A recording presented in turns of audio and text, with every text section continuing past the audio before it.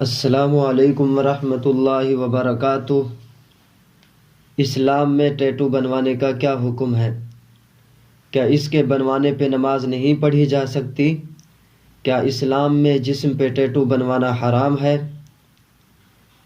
یہ بات واضح رہے کہ جسم کے کسی حصے پر ٹیٹو بنوانا شرعاً حرام اور گناہ کبیرہ ہے، اور ٹیٹو بنانے اور بنوانے والوں پر اللہ رب العزت کی جانب سے لعنت کی گئی ہے، جیسا کہ صحیح البخاری میں حضرت عبداللہ بن عمر رضی اللہ تعالی عنہما سے روایت ہے کہ اللہ کے رسول صلی اللہ علیہ وسلم نے فرمایا: لعن اللہ الواصلۃ والمستوصلۃ والواشمۃ والمستوشمۃ۔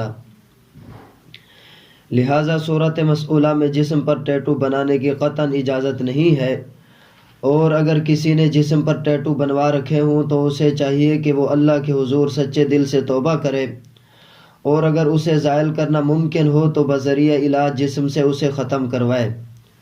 باقی رہی بات نماز کی، تو ٹیٹو کے ساتھ نماز ہو جاتی ہے، البتہ جاندار کی شکل ہونے کی صورت میں کراہت کے ساتھ نماز ادا ہوگی۔ واللہ تعالی اعلم بالصواب۔